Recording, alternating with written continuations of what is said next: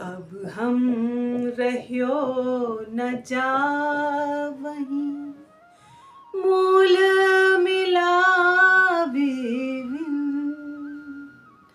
हृदय चढ़ चढ़ आवहीं, संसार लगत अगिन, संसार लगत अगिन। महामती इंद्रावती जी कहती हैं कि मैं अपने पिया के बिना अब एक पल भी नहीं रह सकती। मेरी आत्मा के हृदय में उस दिव्य ब्रह्मपुर परम धाम की 5वीं गोल हवेली मूल मिलावे अर्थात आहूत की शोभा मेरे हृदय में बार बार आ रही है और मेरी सुरता अपने प्रियतम के नूरी चरणों में बैठने के लिए बेताब हो रही है। मैं अब मूल मिलावे के दीदार बिना इस संसार में अब मुझसे रहा नहीं जाता। महामती जी इस संसार को विष और अग्नि के समान त्याज बता रही हैं।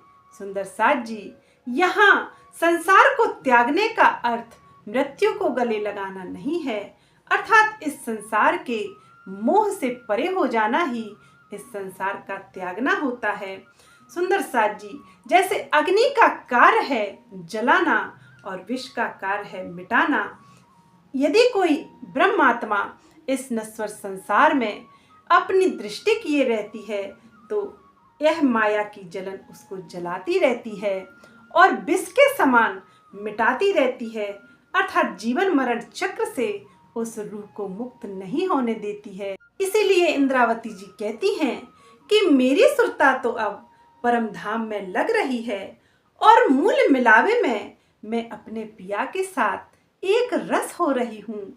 इसीलिए तो मुझे इस संसार के मायावी सुख, झूठे रिश्ते नाते दिखावे अग्नि के समान जला रहे हैं और विष के समान प्रतीत होते हैं।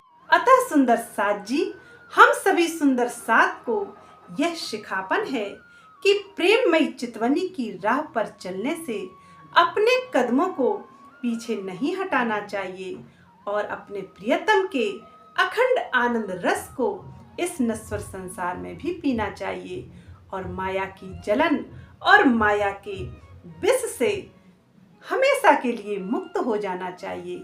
एकमात्र प्रियतम की उस मूल मिलावे की प्रेममयी चितवनी ही इस माया के विष से मुक्त करने का एकमात्र साधन है और कोई उपाय नहीं है।